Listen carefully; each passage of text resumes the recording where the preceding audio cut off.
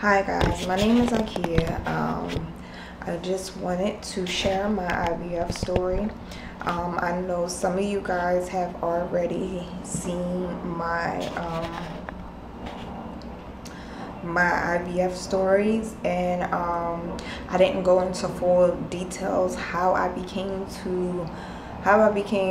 on that journey to IVF, and I think it's time for me to share. And only reason why I feel like this is because I feel like sometimes people treat me different, and instead of saying, I don't want them to say anything, but my thing is I just want people to be mindful. Is millions of women that go through this each year, each day. And let me start out by saying, in 2007 I got pregnant, and I was happy. I was over the moon. I didn't think I wouldn't even think that I would become, well, I didn't know that I would become pregnant. Why? Because it's always in the back of your heads. I don't know, for me as a woman, it's always in the back of my head that, what if I don't become pregnant? What if nobody gets me pregnant? Not saying that I was looking to get pregnant. It's just been like, oh, I had so many slip-ups and I'm not pregnant. Like, maybe it's something wrong with me. So anyway, I got pregnant in 2007. 2007, I got pregnant, and I got pregnant with a baby girl. While I was getting my ultrasounds done, they diagnosed my baby girl with gastroschisis. Gastroschisis is basically when the baby's intestines, when the baby is born with her intestines outside her abdominal wall, which is her stomach. She was born March the 5th, 2007. She lived to be a month and 3 days old, which I have to say, that was the hardest day of my life. That was a devastating day of my life. I don't think that's the worst pain anybody can feel. It's like God saying, here, I gave you a gift only for this month, and after this month is over, then I have to take it back. And that's definitely how it felt.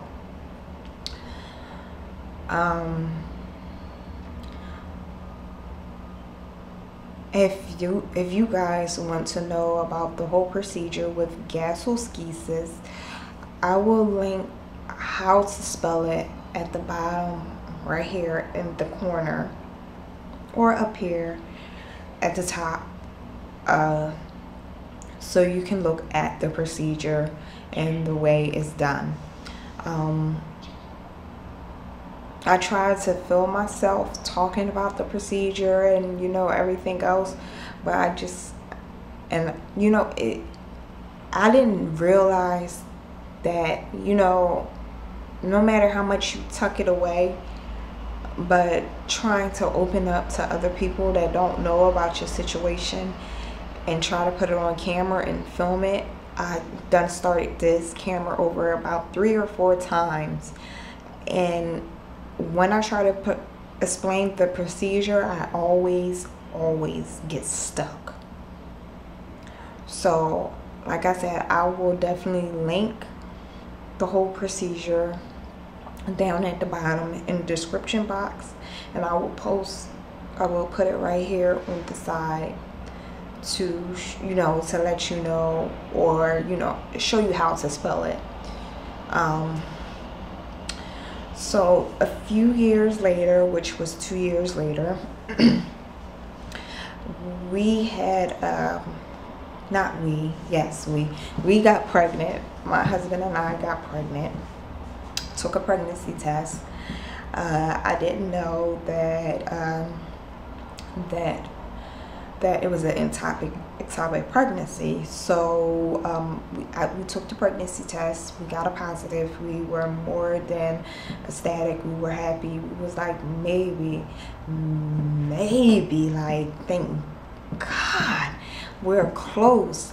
We were thinking like, oh, this pregnancy is going to be the craziest, because we just felt like, you know, we were so close the first time. This close. You hear me? This close to making it out the hospital with our baby. If anybody is wondering, her name is Jaya, and it's actually Yajaya, which is spelled Y-A hyphenated J-I-Y-A-H. And I will definitely link that right here, or right here. This would be better, right here. I'll put her name definitely right here. We were this close to thinking that we had another shot and another chance. So as the days progressed on and the weeks progressed on, I had this really bad side pain. I mean, this side pain was so terrible, it jolted me out my sleep. And I went to the emergency room. I got the worst news in my life, that I was pregnant in my fallopian tubes. He gave me a shot to terminate the baby, and then like that week later on, they had sent me to get some blood work done. I got the blood work done, and then that later on that week,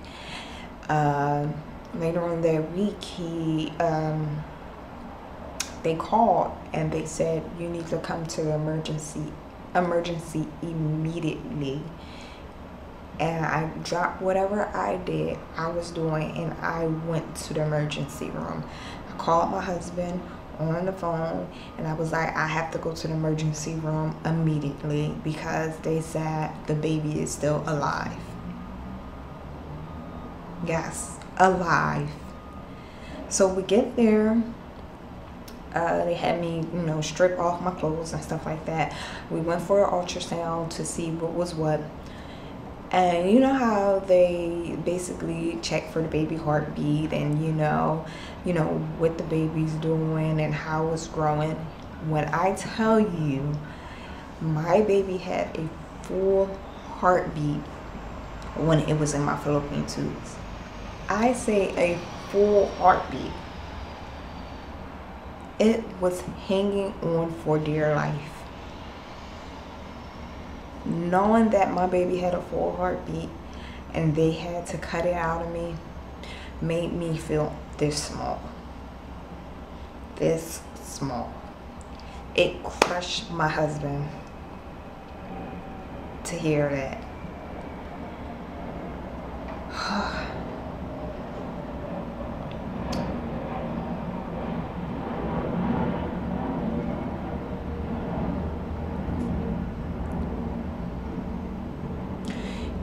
Sometimes some people can be so rude to what you're going through, and they never heard your story.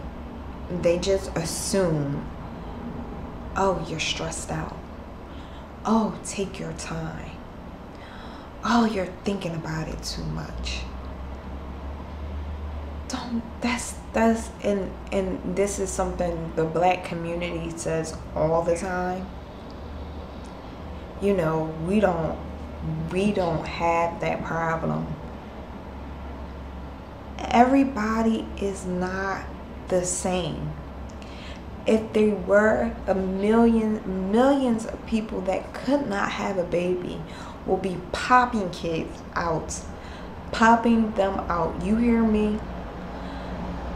I had to learn this truck.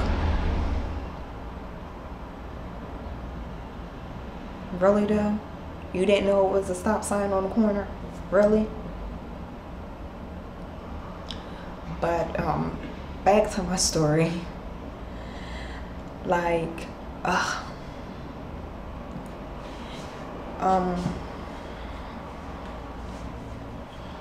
just to think about the nasty things that people say, and they do and say, and they don't do it. I don't think they do it out of harm, but it seems to me that they do.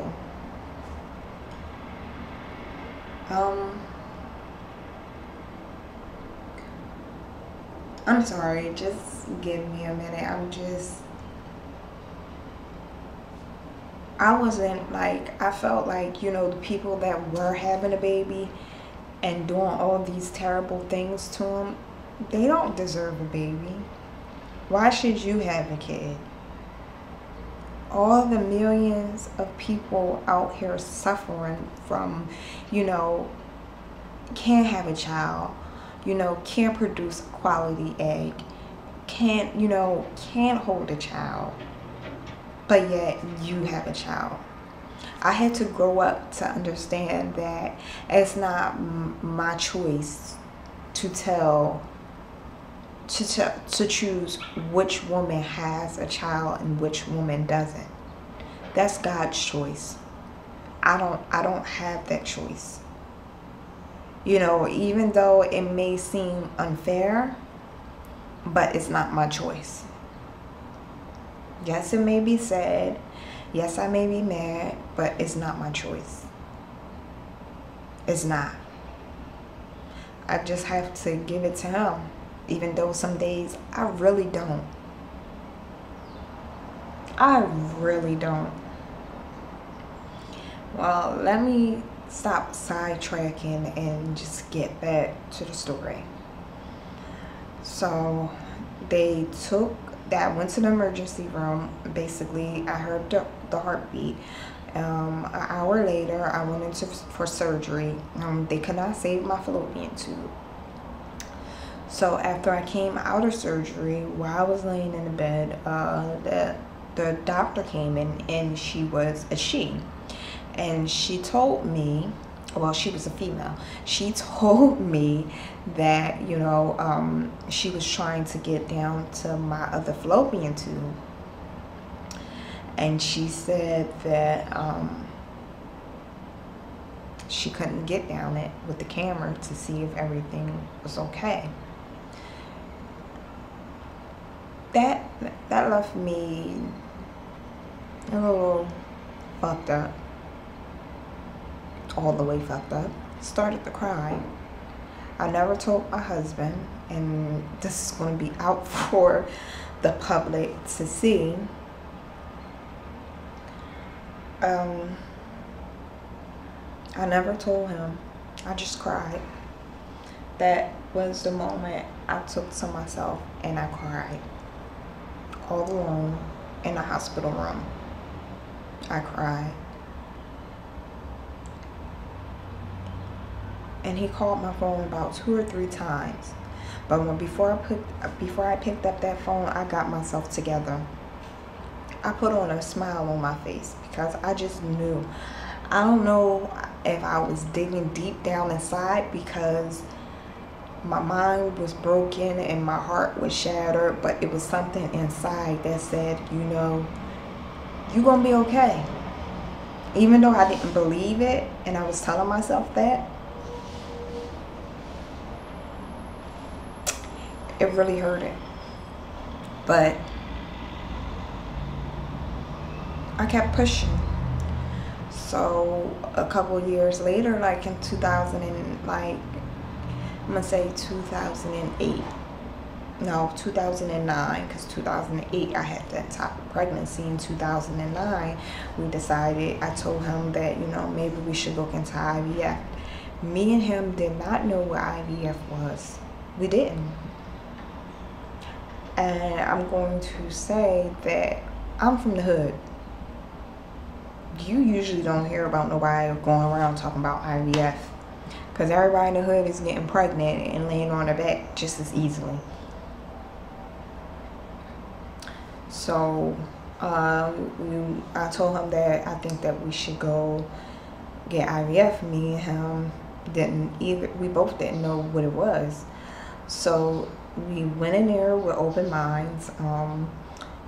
We went to Cooper IVF, and let's just say things didn't work out. We didn't get pregnant. We put in a 3-day embryo. And for you guys that don't know what a 3-day embryo is, you can look it up on YouTube in the whole IVF process. I'm just going to give you little details and just link some information in the description box below. And we didn't get pregnant. We only did one transfer. So we waited a couple years down the line, like 2014, I would say 5 or 6, 2008,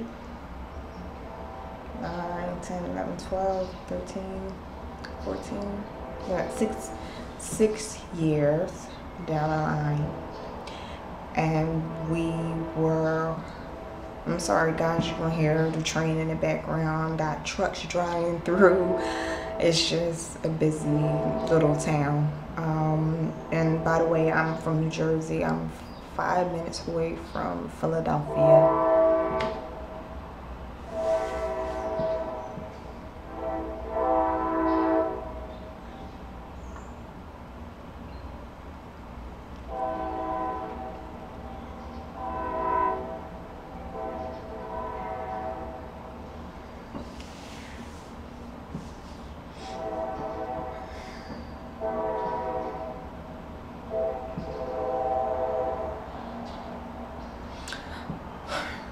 So 2014 roll around, I was doing some research and I decided to go to this fertility center called South Jersey IVF, South Jersey Fertility. I guess for privacy reasons, I choose not to say the doctor, but if y'all would like to go on the website, y'all more than welcome to. I am not getting promoted by any means to come on here and talk about IVF, not IVF, but fertilities. So I chose to go to, not saying it like I got a gang of followers anyway, so we went there. We did the whole process of taking the hormones and, you know, getting the follicles, letting the follicles grow, and then, you know, removing the follicles. Oh, let me back up, rewind. So before my pre-testing, which y'all can see on my YouTube page, I was a little loopy. I was out of it from all the medication that I was taking and pain medicine and stuff. I actually had fluid in my tubes, which was blocking my egg and the sperm to meet, so it was no way for me to get pregnant. So they had to remove the fluid from out of my so it's called hydroplaxine. I'm not pronouncing it right, but I gotta read the word. I gotta see the word again. I wasn't pronouncing it right on the last video yet, that I didn't even say it, but I do know how to pronounce it. I was just drugged the hell up, to be honest. But basically it just was fluid in my tube, so he had to remove it. I don't know if it's anything about, you know, declogging your, you know, the fluid buildup. He removed it, so I do not have either fallopian tubes. So people say sterile, but I am not sterile. I still can bear kids. I still have my ovaries. I still have my uterus. So like I said, I had to go through all the pre-workups and stuff like that. I had 27 follicles. You hear me? 27 follicles in each, like not 25, 27 separated into ovaries. So that's how many follicles that I had for them to take out. So the procedure goes this way: you take your medication, you get, you know, your follicles and stuff like that. That's to, you know, rev up the follicles that's already in your ovaries, but yet not developed yet. So the medicine helps them to develop in follicles. So after your follicles finish developing, you go and they put you to sleep, and they take the follicles out by sticking a needle through your uterus up to your ovaries, and basically sucking out everything that's in your ovaries. After they finish taking whatever is out, all the follicles out of your ovaries, they put it into a little dish that's about this round, and they put your husband's sperm. They put your husband's sperm in.